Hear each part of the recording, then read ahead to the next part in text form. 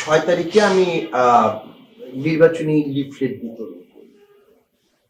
ঘটনাটা ঘটেছে আপনার রাত 1টা 10।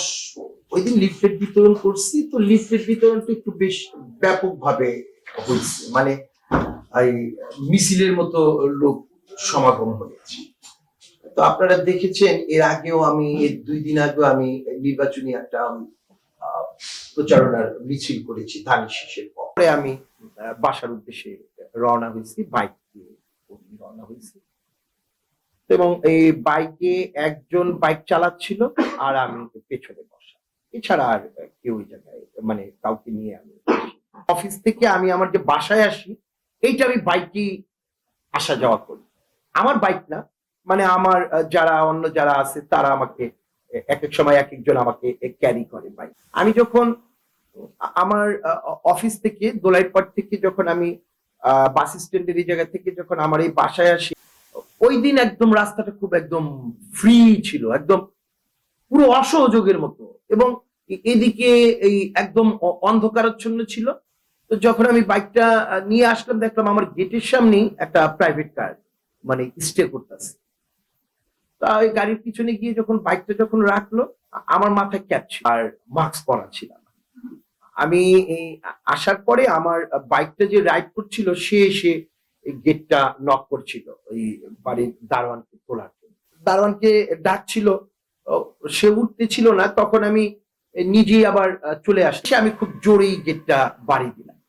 তো আমি এর মধ্যেই আমি জাস্ট, আমি যখন ডান দিকে ঘুরছি, ঠিক আমার থেকে সর্বোচ্চ 4 ফিট 5 ফিট হবে না দূরত্বেই গাড়িটা দাঁড়ানো ছিল।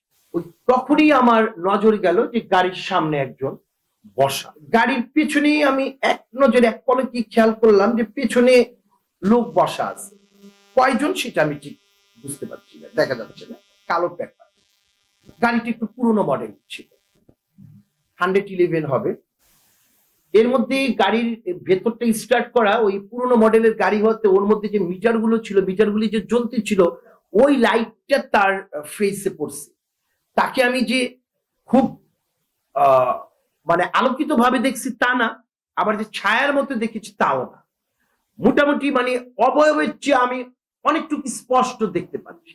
আমি একদম স্পষ্ট ভাবে যে সে যে হাতটা বাড়িয়েছে ডিস্ক বোর্ডের এই জায়গা থেকে সে অস্ত্রটা টান দিয়ে সে আগ্নেয়াস্ত্র, ছোট অস্ত্র নিছে, এবং বোঝা যাচ্ছিল যে বেশ ভালো অস্ত্র। তো আমি যেই মুহূর্তে আমি দেখছি যে অস্ত্রটা সে টান দিয়ে নিছে, আর সাথে সাথে সে এই প্রাইভেট কারের গেটটা সে খুলে দিয়ে পাটা বাড়াইছে। শুধু জাস্ট আমি এতটুকু দেখার পরে সে পাটা বাড়াইছে, গেটটা খোলার পরে তার সেকেন্ড হাতটা তার অস্ত্রটার মধ্যে চলে যাচ্ছে। আমি ওই সময় ওই জায়গা থেকে একটা লাফ দিয়ে আমি মানে ফুটপাথটার মধ্যে আমি চলে যাই। তো ওই ফুটপাথটার মধ্যে গিয়ে আমি ওই জায়গা থেকেই মানে দৌড়, বড় স্টেপে। আর কিছু আমি বুঝতে চাইও নাই বা দেখতে চাইও। সে তখন মানে তার লুফে নেওয়া কিংবা তার টার্গেটের বস্তুটা সে পেয়ে গেছে এরকম। ওই সে আর এক মুহূর্ত দেরি করেনি। সে যেমন দেরি করে নেই, আমিও আল্লাহ সুবহানাল্লাহ তাআলা আমাকে হুকুম করেছেন আমিও দেরি করি। আমি মানে সে যখন অস্ত্রটা টান দিয়ে নিয়ে যখন বের হয়ে মানে এই মানে একটা স্টেপ পা দিছে, আমি স্পষ্ট একটা আওয়াজ শুনেছি, এবং রাস্তাটা পুরো শুনশান ছিল, একটা গাড়িও ছিল না। খুব মানে অবাক বিষয়, সবই ন্যাচারাল, সবই আল্লাহ সুবহানাল্লাহ তাআলা, সবই ওনার হুকুম। মানে অস্ত্রটা যে সে ব্রিজ করছে, মানে আমি এই শব্দটা পাইছি। আর আমি যখন দৌড়টা দিছি তখন আমি এই জায়গার মধ্যে ফুটপাতে একটু ভাঙা ছিল, তখন আমার পাটা ওই জায়গায় পড়ে যায়। মানে আল্লাহ সুবহানাল্লাহ তাআলা, আমি যে জায়গায় পড়ে যাই নাই, আমি পড়ে গেলে মানে হয়তো ওই জায়গায় আমার দেহটা পড়ে থাকতো, আমার সোলটা ত্যাগ করতো দেহ থেকে। তো আমি এই এবং অন্যান্য সময় এই জায়গার হোটেলগুলো সব মানে খোলা থাকে রাত্রি 3টা 4টা পর্যন্ত।